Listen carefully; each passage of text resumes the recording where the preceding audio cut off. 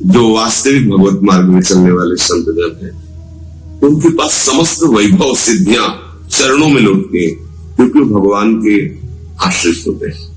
तो भगवान को, अखिल कोटि ब्रह्मांड के स्वामी को अपने प्यार में बांध लिया, तो फिर वैभव संपत्ति माया कृति, लोग सोचते हैं कि बाबाओं को बड़ा हराम की जरूरत आती है।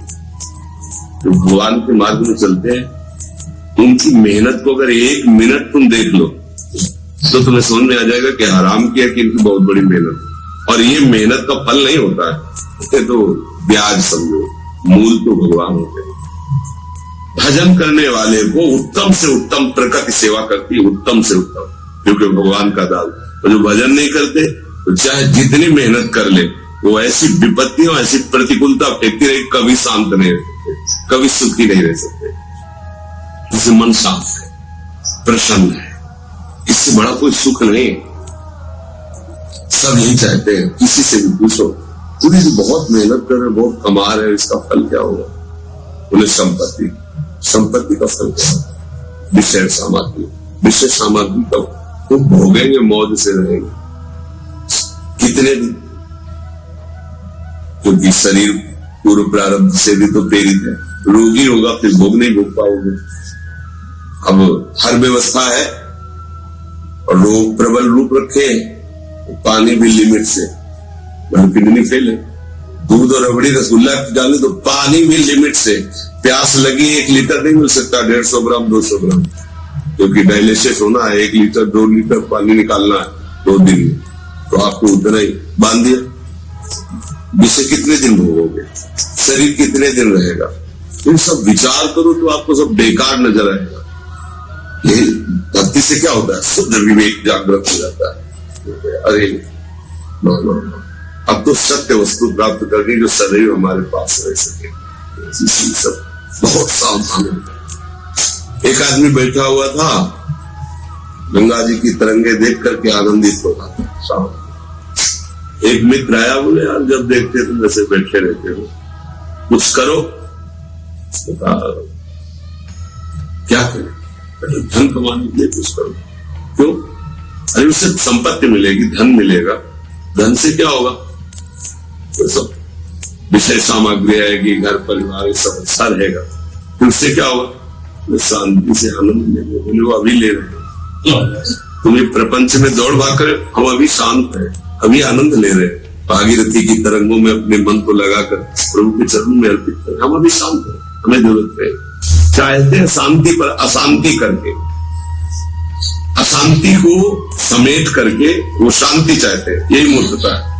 शांत हो जाओ, तुम्हारा पूरा भरण पोषण भगवान कर रहे हैं, कुछ न करने पर भी जो तुम्हारे जीवन के लिए आवश्यक है बिना किए आ जाएगा, बिना किए आ जाएगा। अन मांगे आगे आवे वो, ज्यों पल लागे पल को, स्वामी हरदास जी कह रहे। जैसे पलक आप नहीं लगाते फिर भी अपने आप लगती, तो स्वामी जी कह रहे तुम्हें जो आवश्यक है तो भगवान पिता है, सबका भरण पोषण।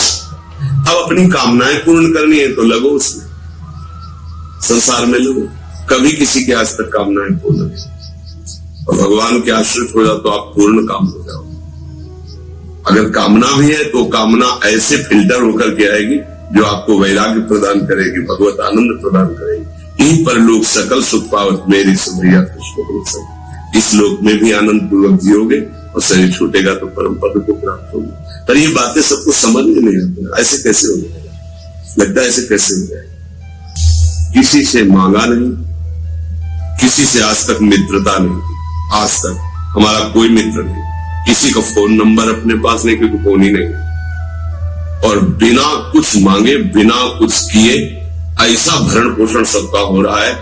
जिस भरण पोषण के लिए आप लोग परेशान है वो भरण पोषण बिल्कुल आराम से हो रहा है, फर्स्ट क्लास हो रहा है, सेकंड में नहीं। हर साधक की अपनी व्यवस्था है, सबको दूध, सबको भोजन, सबको गर्मी है तो पूरा सब कौन दे रहा है? किसी से नहीं मांगना है, सबका जितना परिकर। कोई तुम्हें ऐसा नहीं मिलेगा कि किसी को वो ऐसे बातों से घुमा के कि ये सेवा ऐसे, आप सेवा करो तो बहुत जल्दी लाभ होगा, कुछ नहीं। पूरे प्रवचन सुन लो 10वें वर्ष के, एक भी शब्द नहीं होगा कि धन दान से ये होता है, एक भी शब्द। इसकी चर्चा नहीं होगी, जहां चर्चा होगी वहां प्रभु की प्राप्ति की। ये सब बातें कभी किसी को प्रेरणा नहीं कि देखो धन वही धन उत्तम है जो संत सेवा में लगे, ऐसा कभी नहीं। कोई प्रसंग वसात चर्चा हो रही हो, कोई उपदेश कर रहा हो, उसकी बात कह रहे हो, बात अलग है। किसी महापुरुष कभी किसी को प्रेरणा, और जिनकी शरण में है, अब अपने को लगता है हम कुछ करेंगे नहीं, कैसे न कहीं जाते प्रोग्राम करना, डोनेशन के लिए भक्तों को भेजना कि आप जाओ वहां से लाओ डोनेशन, आप आए, आप दीक्षा लेना चाहे, कोई ये प्रश्न नहीं हो सकता इतने फीस जमा करो, ऐसा करो वैसा करो, कुछ नहीं। दीक्षा लेके फूल भी मत चढ़ाओ, प्रणाम करो, तुम्हारी श्रद्धा की बात है, ना करो बहुत बढ़िया, जो नाम दिया खूब जपो, और जहां रह रहे हो वहीं से भगवत चिंतन करो, आनंद मगन हो, ये भक्ति। लेकिन हमारा भरण पोषण किसी भगत से नहीं होता, प्रभु सीधे प्रभु से होता है। हम जिनके सहारे हैं, हमारे पास बिना दस्तखत के हमारी चेक बजती है। हमें 10,000 की जरूरत है तो शाम तब होगी जब 11,000 आ जाएंगे। अगर हमें जरूरत नहीं है तो मांगने पर भी नहीं मिलेगा, ये बात समझ लो, क्योंकि हम स्वामिनी जी के द्वारा ही चलाए जा रहे हैं। हमारे यहाँ ऐसा नहीं कि करोड़ों सब ऐसा खाओ पियो मौज मस्ती से रहो, आज रोटी दाल मिल रही मौज लो, कल नहीं होगी तो सब बैठ के भूखे कीर्तन करेंगे, ऐसे विधान से चलो। ये ना सोचो कि ऐसी व्यवस्था, मांगना नहीं कहना, हाँ मालिक की व्यवस्था, अभी जो चाहे करे उसका का, हम उसकी शरण में। ऐसा सब कोई जी सकता है, पर सबको लगता है तुम बाबा जी इसलिए करो।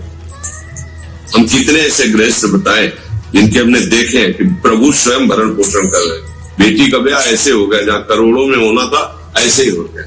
भगवद आश्रय, भगवद आश्रय लेने में कोई बिरला ही हिम्मत कर पाता है, नहीं तो अहंकार के आश्रय में सब जी रहे। भगवद आश्रित रहो, भजन करो, इतना समझ लो कि अगर भगवद आश्रित हो गए तो बेपरवाह हो गए, लोक परलोक सब आनंदित हो जाओगे।